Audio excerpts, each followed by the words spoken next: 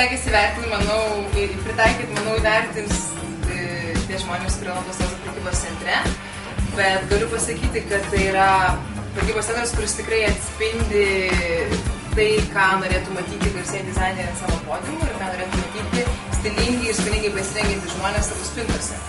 Ir iš tikrųjų spalvinė gama, kaip matėte iš fotosesijos, yra labai žemiška, bet bandėme žaisti su detalėmis, su skirtingomis faktūromis, su skirtingais naštais, skirtingais ornamentais ir nebijoti sluoksniuoti, nebijoti derinti skirtingų dalykų. Ir manau, kad šitą bendrą tendenciją nebijoti miksuoti skirtingų daiktų labiausiai atspindėjo šitą mūsų fotosesiją.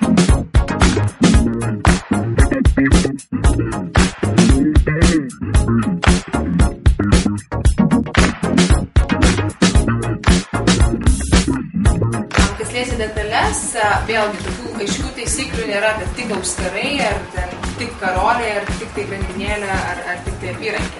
Vis dėlto kiekvienas žmogus, rinkdamasi savo tiek drabužius, tiek aksesuarus, turėtų galvoti apie tai, kas jam labiausiai tinka.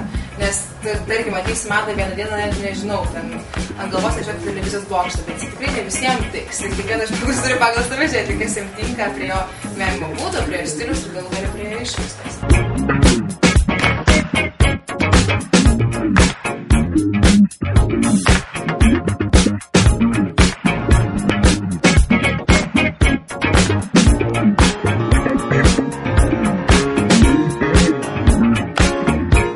Tai yra jauna moteris, kuri žino, ko nori, tai renkasi kokybiškus daiktus.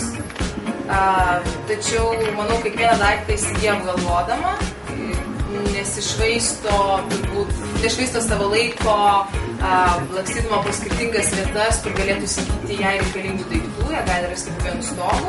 Manau, kad tai yra arba dirbanti moteris, arba tiesiog savo mėgstamą veiklą užsiėmusi moteris, kuri yra veikli, kuri turbūt nesėdi rankų sudėjusi bet kokiame gyvenimo kontekste.